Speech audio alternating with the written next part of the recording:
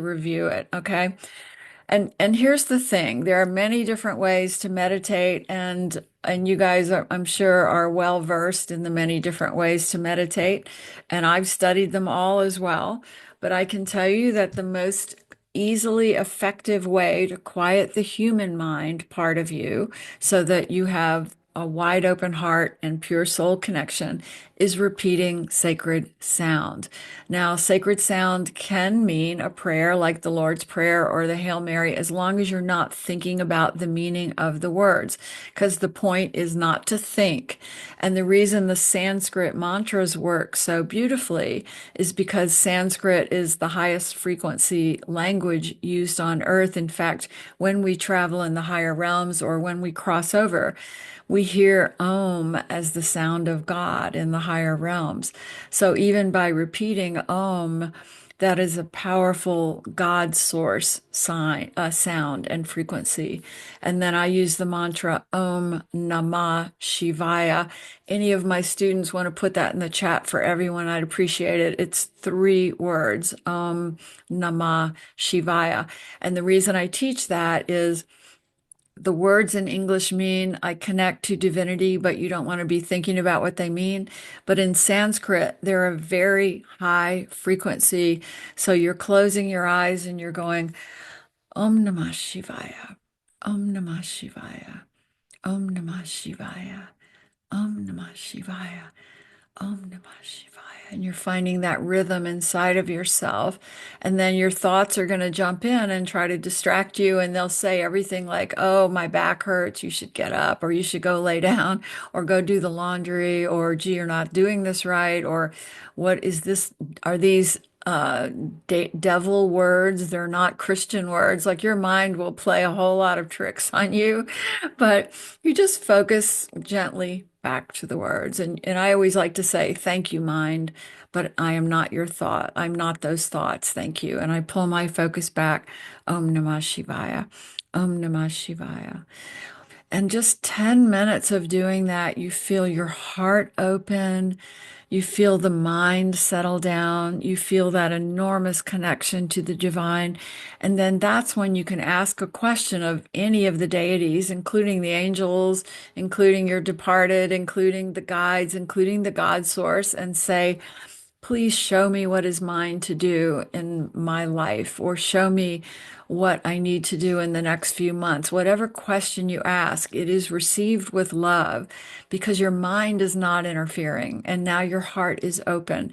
The real key to connecting to the higher realms and spirit is your heart being open, and that requires the mind to be quiet. I have been really, really studying humanity for 73 years, and I can tell you when we get lost here, it's because our mind is overthinking, overanalyzing. It is running full time and negating, keeping us out of touch with our heart, with our emotion, with our feelings. And look at this world that we're in right now. What happens when people are debating politics? All in the mind. That no longer serves humanity to discuss and debate ideas. We are being called to get out of the head and live fully in the heart, because you cannot hate another person when your heart is open, because then you feel your connection with them. You feel your compassion, your love, no matter how they're showing up in the world, no matter what they believe in. But when you're locked down in your head, you're thinking, oh, that's a crazy idea that person has. Oh, they're brainwashed. Oh, they don't understand. I have to teach them, blah, blah, blah, blah, blah. That's the human illusion of the human monkey mind. It blocks your connection to God. It blocks your connection to good. It blocks your connection to your heart. So, yes, you have to think to survive in this world and even to do your job. Sometimes, of course, you have to be logical, but that is not your boss. Your mind is not meant to be your boss. Your heart chakra is meant to be your boss. And when you get in touch with your feelings, sometimes it means You've got to open those floodgates of pain. So this week, when you start to feel angry at the world, I want you to go back, quiet the mind with Om Namah Shivaya, go back into the heart, and what you're probably really feeling is sadness about the world, or grief, or pain, or loss.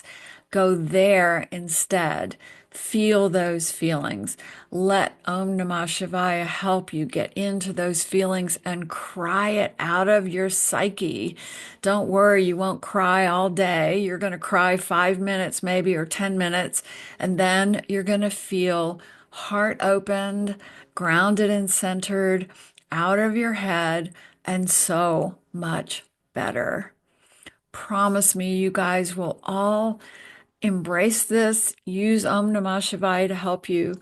And remember, your mind does not do you many favors. It spends most of the time thinking anxiety thoughts, fear thoughts, and thinking all of the things you need to worry about, all the things you've done wrong, how crazy the world is, and how crazy all these people are you disagree with.